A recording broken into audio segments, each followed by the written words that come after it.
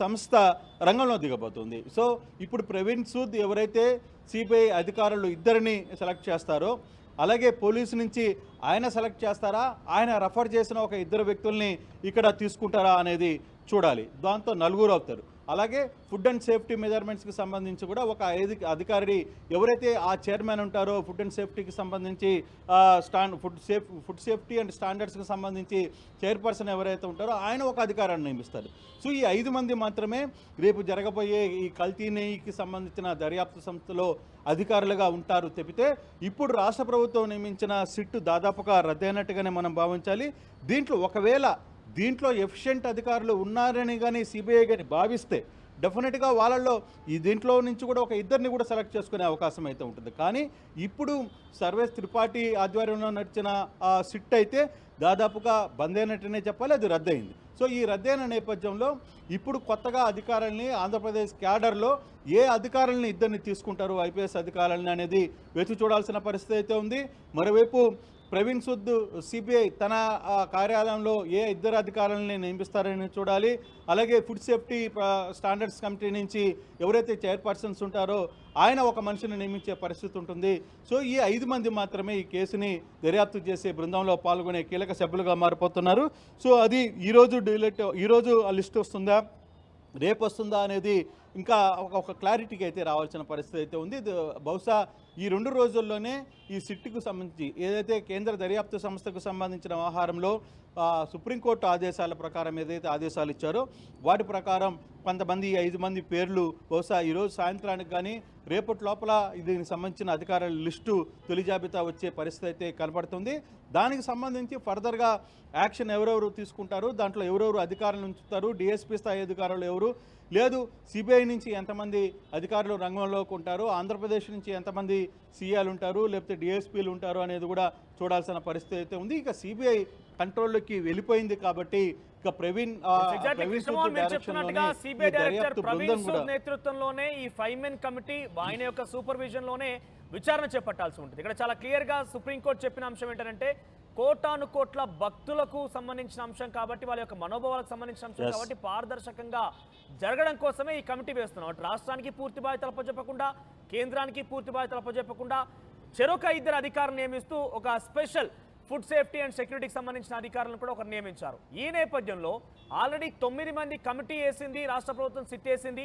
ఈ 9 మందిలో 3 ఐపీఎస్ అధికారులు ఉన్నారు. సో సిబిఐ పరిధిలో ఉన్న అంశం అయితే సిబిఐ ఎవరిని వేస్తుందని ప్రస్తుతం తాత్కాలికంగా మనం అంచనా వేయకపోయినా కూడా రాష్ట్ర ప్రభుత్వం తరఫున సిట్లో 3 ఐపీఎస్ అధికారుల నుంచి ఒక ఇద్దరికి అవకాశం కల్పించాలి. కాబట్టి ఎవరో 2 కాబోతున్నారు. యాజ్ పర్ ఎక్స్పీరియన్స్ కావచ్చు, వాళ్ళ ర్యాంక్ అథారిటీ ప్రకారం కావచ్చు, ఎవరికి దాంట్లో చోటు కల్పించబోతున్నారు?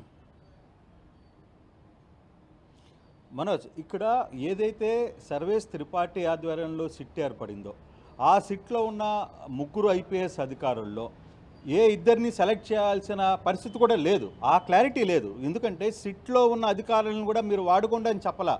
కేవలం చెప్పింది ఏంటి, డెఫినెట్గా అంటే ఇప్పటికి సుప్రీంకోర్టు ఏదైతే ఆదేశాలు ఇచ్చిందో, ఎక్కడైతే సిబిఐ కేంద్రంతో అంటే సిబిఐ ఆధ్వర్యంలో సిబిఐ డైరెక్టర్ ప్రవీణ్ సూద్ ఆధ్వర్యంలో ఈ 5 మెన్ కమిటీని వేసిందో, ఈ 5 మెన్ కమిటీలో ఉన్న ప్రవీణ్ సూద్ ఆధ్వర్యంలో సిబిఐ నుంచి 2 వస్తారు. అలాగే ఏపీ పోలీసు నుంచి ఏ 2 అయినా రావచ్చు. ఇప్పుడున్న సిట్లో ఉన్న 3లో 2ని తీసుకుంటారా అంటే అది కుదరదు. ఎందుకంటే ఆల్రెడీ సిట్ ఇక్కడ రద్దు అయిపోయింది.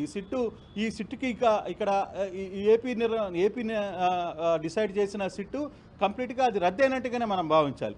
ఒకవేళ నిజంగానే దీనికంటే ఎఫిషియెంట్ ఆఫీసర్స్ ఎవరైనా సిబిఐకి కానీ లేకపోతే డైరెక్టర్కి కానీ అనిపిస్తే సెంటర్లో వాళ్ళు 2ని తీసుకునే పరిస్థితి ఉంటుంది. లేదు సిబిఐ కోరచ్చు కూడా సపరేట్గా ఎవరిని, ఆంధ్రప్రదేశ్ని మీరు ఒక 2 అధికారులని కేటాయించండి మాకు అని కూడా. సో ఆ దిశగా కూడా కొంత అధికారులని కేటాయించే పరిస్థితి కూడా ఉంటుంది. అంతేగాని ఈ 3లోనే 2ని తీసుకుంటారు అనేది జరగదు. అటువంటి పరిస్థితులు ఉండకపోవచ్చు. ఎందుకంటే సిబిఐ వ్యవహారంలోకి వెళ్ళిపోయింది కాబట్టి సిబిఐ డైరెక్టర్ కంట్రోల్లోనికి ఈ 5 మెన్ కమిటీ నియమితం అవుతుంది కాబట్టి ఆంధ్రప్రదేశ్ నుంచి పూర్తిగా కూడా ఏ 2ని సెలెక్ట్ చేసుకోవాలి అనేది ప్రభుత్వాన్ని రిక్వెస్ట్ చేసే పరిస్థితి కూడా ఉండొచ్చు.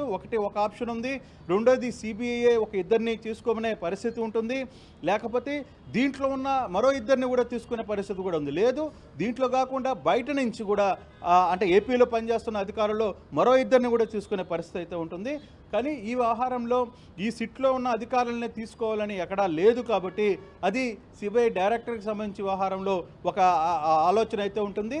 ఒకటి ఫుడ్ అండ్ సేఫ్టీకి సంబంధించి ఫుడ్ సేఫ్టీ స్టాండర్డ్స్కి సంబంధించి వ్యవహారంలో మాత్రం ఆ చైర్పర్సన్ ఒక మనిషిని నియమిస్తారని చెప్పింది కాబట్టి ఈ రెండిట్లోనే అంటే ఒకటి ఎఫ్ఎస్ఎస్ఐ నుంచి మాత్రం వాళ్ళ చైర్మన్ నియమిస్తారు, సిబిఐ నుంచి ప్రవీణ్ సూద్ తన అధికారులతో పాటు ఆంధ్రప్రదేశ్ నుంచి మరో ఇద్దరిని అడిగారు కాబట్టి ఆంధ్రప్రదేశ్ ప్రభుత్వమైనా నిర్ణయించవచ్చు, ప్రభుత్వాన్ని సిబిఐ కూడా కోరచ్చు, మీరు ఒక ఇద్దరు మంచి అధికారులని సూచించండి అని. ఆ సూచనలో ఈ ముగ్గురు ఐపీఎస్ అధికారులను కూడా చూపించవచ్చు, లేదు మరో ముగ్గురు ఇంకొక ఇద్దరు ఐపీఎస్ అధికారులను సెలెక్ట్ చేయొచ్చు.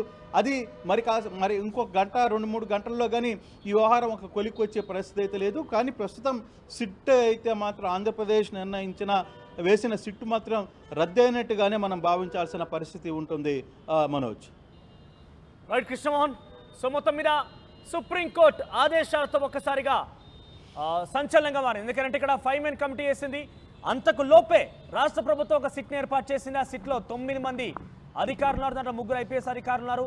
సో రాష్ట్ర ప్రభుత్వం సిట్ని ఒకరోజు అలా ప్రకటించేసింది, కొంత వాళ్ళు విచారణ చేసినట్టుగా కొంత ముందుకు వెళ్ళారు, కానీ వెంటనే నిలిపివేసింది. తర్వాత సుప్రీంకోర్టు వాదనలు వినింది. సుప్రీంకోర్టు సిబిఐకి సంబంధించి ఎంక్వైరీకి సిద్ధంగా ఉన్నారంటూ సొలిసిటర్ జనరల్ తుషార్ మెహతాను కూడా అడిగింది. అయితే ఇక్కడ పిటిషనర్ తరపు కానీ టీటీడీ తరపున కానీ రాష్ట్ర ప్రభుత్వం కానీ వారి యొక్క అభిప్రాయం వ్యక్తం చేసి వారు ఎటువంటి అభ్యంతరం వ్యక్తం చేయకపోతే కనుక మేము సిద్ధంగా ఉన్నామంటూ అటు సొలిసిటర్ జనరల్ తుషార్ మెహతా కూడా సమాధానం ఇచ్చారు. కానీ తాజాగా ఈరోజు సుప్రీంకోర్టు ఇది ఒకరిద్దరికి సంబంధించిన అంశం కాదు, ఇక్కడ రాజకీయాలకి నిలయం కాదు, రాజకీయాల పరిస్థితిని ఇక్కడ పట్టించుకోదలుచుకోలేదు, కానీ పారదర్శకంగా కొన్ని కోట్ల హిందువుల యొక్క మనోభావాలకు సంబంధించిన అంశం కాబట్టి నేను స్వతంత్ర కమిటీకి ఆదేశించింది. స్వతంత్ర కమిటీలో 5 కమిటీలో సభ్యులు ఉంటారు, దాంట్లో 2 సిబిఐ అధికారులు ఉంటారు, 2 రాష్ట్ర ప్రభుత్వం తరఫున అధికారులు ఉంటారు, మరొకరు food safety and standards authority of India నుంచి ఎఫ్ఎస్ఎస్ఏఐ నుంచి ఒక అధికారి ఉంటారు. సో ఈ 5 మెన్ కమిటీ నిర్ధారించాల్సి ఉంటుంది. మరి ఈ దెబ్బతో సుప్రీంకోర్టు ఆదేశంతో రాష్ట్ర ప్రభుత్వం నియమించినటువంటి సిట్ అయితే రద్దయిపోయింది. దాదాపుగా ఆ సిట్ పూర్తిగా కొలాప్స్ అయినట్టే చెప్పాలి. మరి ఇప్పుడు రాష్ట్ర ప్రభుత్వం తరఫున ఈ 5 మెన్ కమిటీలో 2 రాష్ట్ర ప్రభుత్వ తరఫున 2 పోలీసు అధికారులు ఉన్నారు కాబట్టి ఎవరిని సూచిస్తుంది? అది ఆల్రెడీ ఉన్న కమిటీలో సిట్ కమిటీ నుంచే 9 మంది సభ్యులు 3 ఐపీఎస్ అధికారుల నుంచి ఎవరిని ఇద్దరిని ప్రకటిస్తారా, ఇద్దరిని తీసుకుంటారా, లేదంటే కొత్త వారిని నియమిస్తారా మాత్రం చూడాల్సిన అవసరం అయితే ఉంది. ఈ విషయంపై చాలా మంది రియాక్ట్ అవుతున్నారు. ఆ రియాక్షన్స్ ఏంటో చూద్దాం. एक जो है फूड सेफ्टी अथॉरिटी से, एक ऑफिसर फूड सेफ्टी अथॉरिटी से होगा, क्योंकि पहले तो जो है सीएसजी का ये कहना था कि जो एसआईटी पहले की एसआईटी है वो भी क्रेडिबल है, उनके क्रेडेंशियल पे कोई डाउट नहीं है, बट बाकी जो है वाईएसआरपी की तरफ से जो ऑब्जेक्शन था, इस वजह से एक इंडिपेंडेंट बॉडी जो है कोर्ट द्वारा बनाई गई है, जिसमें जो है 2 from CBI, 2 from state body और 1 is from food safety authority. So ये करके जो है आज इस पिटीशन को डिस्पोज ऑफ कर दिया गया. Can you tell me in English what happened in Supreme Court today? Today, Supreme Court constituted an independent SIT comprises by the 2 members from CBI, 2 from State Police and 1 from Food Safety Authority. And while ordering constituting this independent body, Supreme Court has disposed of the petition. And if there will be anything with respect to this case, then we can file a separate any application in the same case. పెద్ద shopping ప్రపంచం CMR shopping mall మన అనంతపురంలో పాయల్ రాజ్పుత్ మరియు నభా నటేష్ గారిచే October 4న గొప్ప ప్రారంభం. CMR shopping mall